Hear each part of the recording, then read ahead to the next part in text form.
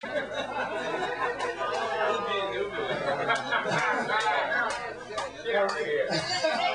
was your Lord. That's it. Okay, next up, Tim Mason.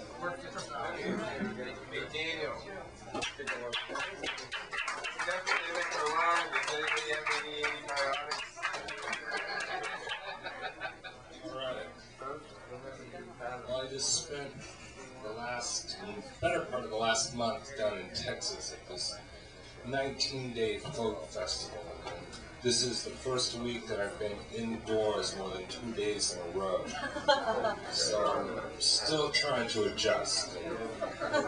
It's not the easiest thing in the world to do, but this is part of my re-entry process. So I'm going to read a couple of poems that were given to me down in Texas.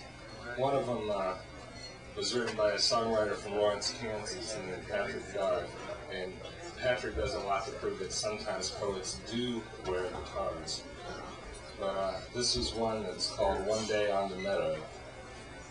Secret things happen between poets, things that remain secret even when you share them with the crowd. Like the laughing story under the tarp, sharing with the crowd, and as always, keeping the secrets in our eyes. Perhaps we exchange with our eyes the sacred vision of the birth of words.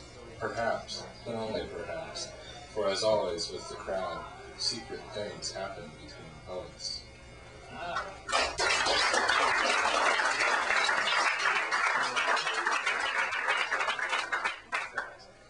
And the next one I want to read is by a fellow named Philip Stevens, whose book, Tampering with the Genes of Untold Generations and Other Stories You Wouldn't Want Your Children to Write. I met Philip, he was hosting the open mic at the Chicago House in Austin, Texas, where I had the opportunity to do a featured set. I was fairly amazed they give 8 minutes, even 10 minutes to their open readers now. So they haven't quite got as popular with poetry down there as we've got up here, but they certainly have some talented poets. Anyway, they were also pleased to see the Stone Soup book that the last one came out. May have inspired something down there. But this is one of Philip Stevens' works called Theories on the Beginning and End of the Known Universe. According to Christian fundamentalists, the entire universe, this includes stars, the sun, the earth, the plants, animals, humans, and metaphysical anomalies, like gravity, sexual reproduction, and Sears and Roebuck, was created in 7 days. No more, no less. Followers of the empirical science believe that the idea of creating the universe in a mere 7 days is ridiculous. They adhere instead to the Big Bang Theory, which says the entire universe was created in 3 minutes. Of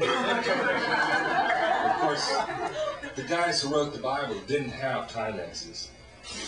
Most people think the ideas of a 7-day creation and the 3-minute creation are incompatible, that we have to buy into one theory or the other. There are 2 things these people overlook. First, the development of the microchip means that the task that took 7 days to complete back when the Bible was being written can be finished in 3 minutes now. So it's really a matter of perspective, isn't it? Second, anyone with a reasonably active sex life knows that incredibly good sex can make 7 days seem like 3 minutes. Also, incredibly bad sex can make 3 minutes seem like 7 days.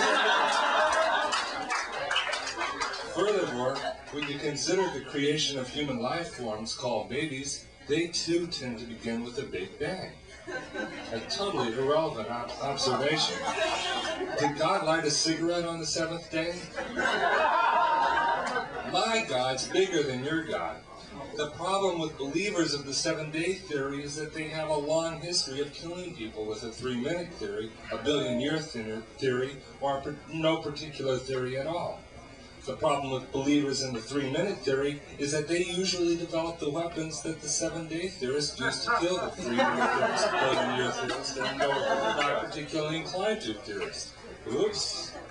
The 7-day theorists believe it is perfectly acceptable to use the 3-minute theorist weapons, called nuclear warheads, to destroy the entire universe, if it aids in the propagation of the 7-day theory. Nuclear warheads are so powerful that they can lift off, penetrate a nation's air defenses, and kill billions of people within 3 minutes, and the rest of the world within 7 days.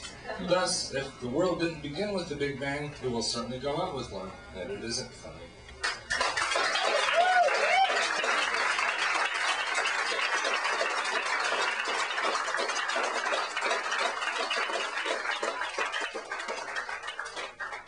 Good poem, nicely read, Tim Mason.